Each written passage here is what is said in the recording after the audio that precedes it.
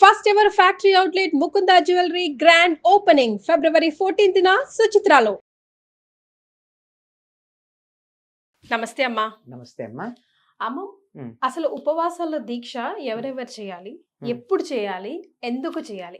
ఉపవాసం చేయడం వల్ల చేసే వాళ్ళకా, లేకపోతే తల్లి చేస్తే పిల్లలకా, తండ్రి చేస్తే భర్తకి, భార్యకి, పిల్లలకి, ఇంట్లో వాళ్ళకి, దేవుడికా? అసలు ఎవరి కోసం చేసుకోవాలి? అసలు ఉపవాసం అంటే ఏంటి? ఉపవాసం అంటే అట్లా కంప్లీట్ ఫాస్టింగ్ ఉండడం. మీ భాషలో ఉపనివాసం, దేవుడికి దగ్గరగా ఉండటం అంటారు. అదే కదా. మరి భగవంతుడికి దగ్గరగా ఉండే ప్రయత్నంలో దానికి అడ్డం వచ్చేటటువంటి వాటిని తొలగించుకునే ప్రాసెస్లో ఉపవాసం ప్రధానమైంది. ఇప్పుడు ప్రాక్టికల్ గా ఆలోచిద్దామమ్మా. నేను ఇప్పుడు ఉపవాసం ఉన్నా, ఈ రోజు నేను దేవుడికి దగ్గరగా ఎలా ఉన్నానమ్మా? ఇప్పుడు లేను కదా. అప్పుడు దాన్ని ఫాస్టింగ్ అంటారు, నాట్ ఉపవాసం అన్నారు. ఉపవాసానికి ఇంగ్లీష్ ట్రాన్స్లేషన్ ఇస్ ఫాస్టింగ్ కాదు. కాదు, ఫాస్టింగ్ అంటే ఇప్పుడు కడుపులో నొప్పి వస్తే కూడా ప్రోటీన్ తినకు ఫాస్టింగ్ అంటారు. ఇంటర్మీడియట్ ఫాస్టింగ్ అని చెప్తున్నారు, ఫాస్టింగ్ హెల్ప్స్ అని చెప్తున్నారు. ఇవి వీటన్నింటికి మన ఉపవాసానికి తేడా లేదా? అన్నం తినకుండా ఉన్నంత మాత్రం ఉపవాసం అవదు కదా. అవదు కదా. ఉపవాసం అంటే భగవంతుడికి మనకి దగ్గరగా ఉండడానికి తగినట్టుగా చేసుకోవడం ఉపవాసం. కడుపు నిండా అన్నం తిని కూర్చుంటే ఏమవుతుందమ్మా, కునికిపాట్లన్నా వస్తాయి, బద్ధకం అన్నా వస్తుంది. తర్వాత ఇప్పుడు శివరాత్రి వస్తుంది రేపు. శివరాత్రి నాడు ఉపవాసం ఉండడం వల్ల ఏం జరుగుతుంది? ఇంట్లో వంట పని ఉండదు, అంటు తోముకోవడం ఉండదు, తినడానికి టైం వేస్ట్ లేదు, అరిగించుకోవడానికి రెస్ట్ అక్కర్లా. ఎన్ని పనులు? వంట, వడ్డన, తినటం, కడుక్కోవడం, అరిగించుకోవడం. ఈ 5 పనులు లేకుండా ఆ సమయం కూడా దేవుడికి కేటాయిస్తే అది ఉపవాసం. అది ఇంట్లో ఉండే వాళ్ళకి. బయటికి వెళ్ళే వాళ్ళకి ఏం జరుగుతుందో చెప్తాను. ఎప్పుడైతే మీరు పూర్తిగా కడుపు నిండా తినకుండా ఉంటారో, అండర్లైన్, కడుపు నిండా తినకుండా ఉంటారో అప్పుడు చురుకుగా ఉంటారు, కదా. ఆ చురుకుగా ఉన్నప్పుడు ఏమవుతుంది? ఇవాళ ఉపవాసం కదా, కనీసం శివుణ్ణి తలుచుకుందామని జ్ఞానం వస్తుంది. లేకపోతే రోజు ఉండదుగా. మన పనుల్లో మనం ఉంటాం, పక్క వాళ్ళతో మాట్లాడుతుంటే ఏదో ఆలోచిస్తాం, ఏదో చేస్తాం. కానీ ఇది మనకి దైవాన్ని తలుచుకోవాలని గుర్తు చేస్తూ ఉంటుంది. కాస్త 1-2 సార్లు తలుచుకుంటాం. ఇది ప్రధానమైనటువంటి అంశం. ఎందుకంటే ఎప్పుడు మనం దైవ ధ్యానాన్ని కూర్చుంటే ధ్యానం, యోగా మొదలైన పేర్లు పెట్టుకుని నిద్రపోతూ ఉంటారు చాలా మంది, కదా. అది కాకుండా ఉండాలి అంటే నువ్వు ధ్యానంలో నిమగ్నమైనప్పుడు నిద్ర కాకుండా చురుకుగా ఉన్నటువంటి మానసిక స్థితి ఉండాలి. అది ఉండడానికి బరువుగా ఆహారం తీసుకోకూడదు, అట్లానే ఖాళీగా ఉండాలి. అట్లానే ఉపవాసాల్లో పుట్టిగా మానేయమని మన వాళ్ళు చెప్పాలి. అంటే కంప్లీట్ గా వాటర్ కూడా తీసుకోమా శివరాత్రి గురించి అయితే. అది అంత చెయ్యక్కర్లేదు.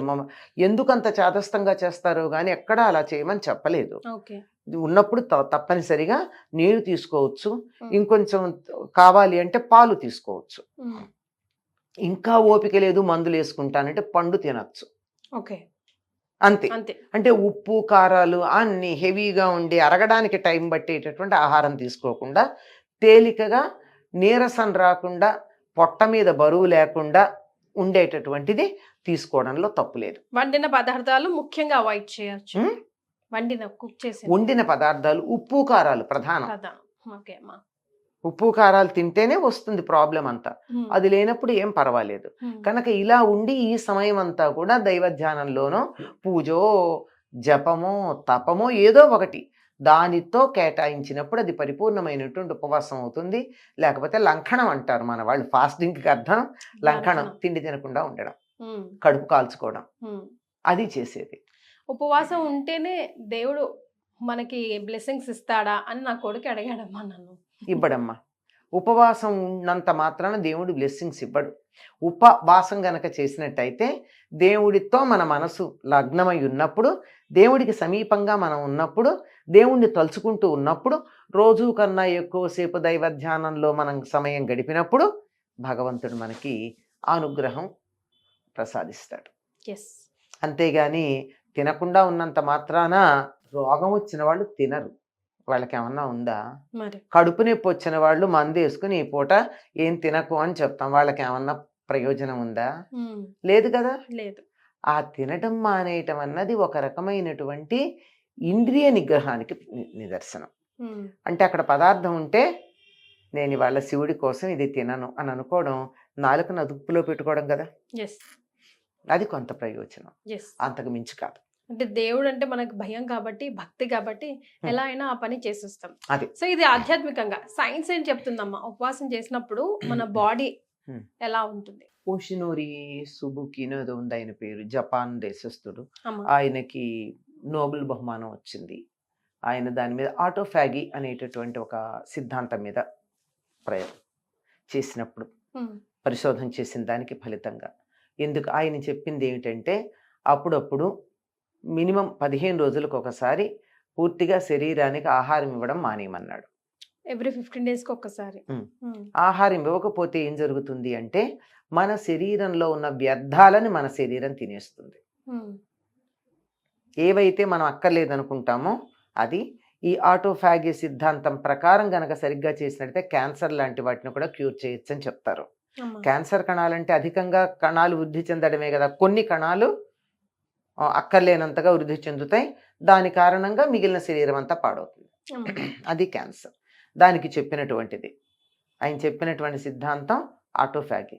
దీన్నే వేమన ఓ చక్కని మాట చెప్తాడు, కూడు విడిచి కుక్షి మలము కుడుచురా ఉపవాసి అంటాడు.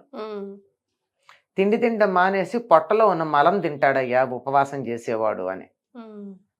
మలం అంటే మలినం ఇక్కడ మనం అనుకో. ఇప్పుడు ఏం చెప్పింది అదే కదా, ఏదైతే వేస్తుందో దాన్ని ఆ లోపల ఉన్నటువంటి మన సిస్టమ్ ఏం చేస్తుంది, సమయానికి ఆహారం ఇవ్వకపోయేటప్పటికీ అక్కర్లేంది ఆ మూల ఉన్నది ఈ మూల ఉన్నది వీటన్నిటిని లాక్కొచ్చి తింటుంది. అలాగే జ్వరం తగ్గాక ఎలా ఉంటారమ్మా మనుషులు, బాగా తగ్గితే హాయిగా తేలిగ్గా ఉంటారు. జ్వరం రావడానికి ముందు కొద్దిగా నలతగా బరువుగా కాస్త బద్ధకంగా ఒళ్ళు బరువు ఎక్కినట్టు ఉంటుంది. జ్వరం వచ్చి తగ్గేటప్పటికి తేలిగ్గా ఉంటుంది. ఈ తేలికతనం రావడానికి కారణం అంటే లోపల ఉన్న మాలిన్యాలన్నీ పోవడం. అంచేత ఉపవాసం గనక చేసినట్టయితే మాలిన్యాలు పోతాయి అని ఆయన చెప్పింది. ఇది మన వాళ్ళు ఏం చేశారు, మీరు అలా 15 రోజులకు ఒకసారి ఉపవాసం ఉండండి అంటే ఉండను గనక ప్రతి ఏకాదశికి ఉండమన్నారు. మరి సో సైన్స్ కి ఆధ్యాత్మికతని జోడిస్తేనే మనం కొంతమందిని భక్తి శ్రద్ధలతో పాటిస్తాం కాబట్టి. సైన్స్ ని ఆధ్యాత్మిక జోడించటం కాదు, ఆధ్యాత్మికత అంతా సైన్సే, కనుక్కోవాలంతే. మన ఆధ్యాత్మికంగా చెప్పిన ప్రతి దాని వెనకాల సైన్స్ ఉంది. అంటే మధ్యలో అప్పుడప్పుడు కొంతమంది అతి తెలివితేటలతో వీళ్ళకి ఇష్టమైన వాటిని కూడా అందులో చేర్చారు. అట్లాంటి వాటిని చూసి పక్కన పెట్టాలి.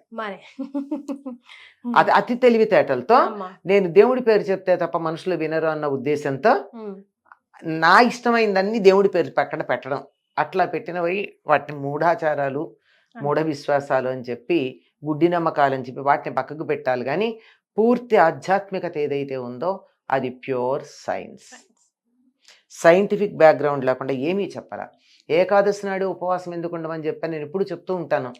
ఎవరన్నా ఇంకో నోబెల్ బహుమానం కావాలనుకున్న వాళ్ళు దీని మీద పరిశోధన చేయమని. ఏకాదశి నాడే ఎందుకే ఉపవాసం చేయాలి, ఉపవాసం చేస్తే మంచిదని ఆయన జపాన్ దేశీయుడికి ఇది వచ్చింది నోబెల్ బహుమానం. ఏకాదశి నాడే ఎందుకు చేయాలని దాని మీద చేయండి, ఇంకొక ఉపవాసం ఇంకొక బ్రహ్మాండమైనటువంటి నోబెల్ బహుమానం తెచ్చుకోవచ్చు భారతదేశంలో. వాళ్ళు ఎందుకు చేయాలి అంటే భూమి సూర్యుడు చంద్రుడు ఉండేటటువంటి స్థితి లంబకోణంలో ఉంటుంది. అప్పుడు జీవప్రజ్ఞ ఊర్ధ్వముఖంగా ప్రయాణం చేయడానికి తేలిగ్గా ఉంటుంది. పైగా ఏకాదశి అంటే 11, 5 జ్ఞానేంద్రియాలు 5 కర్మేంద్రియాలు వీటిని నడిపించే మనస్సు ఏకోన్ముఖంగా ఉండేటటువంటి రోజు కనుక ఏం చేసినా ఎఫెక్ట్ ఎక్కువ ఉంటుంది. ఏకాదశి నాడు చదివితే బ్రహ్మాండంగా గుర్తుంటుంది. ఏకాదశి నాడు ఏది చేసినా కాన్సన్ట్రేషన్ చాలా బాగా ఉంటుంది. అందువల్ల ఆనాడు మీరు ఉపవాసం ఉంటే అటు ఆరోగ్యం, శారీరక ఆరోగ్యం బాగుపడి మానసిక ఆరోగ్యం బాగుపడి ఆధ్యాత్మికంగా పైకెడతారు. దీన్ని సైంటిఫిక్గా నిరూపించుకుంటే ఇంకో నోబెల్ బహుమానం భారతదేశానికి వస్తుంది. ఎవరు చేయకూడదో మన వాళ్ళు చాలా స్పష్టంగా చెప్పారమ్మా.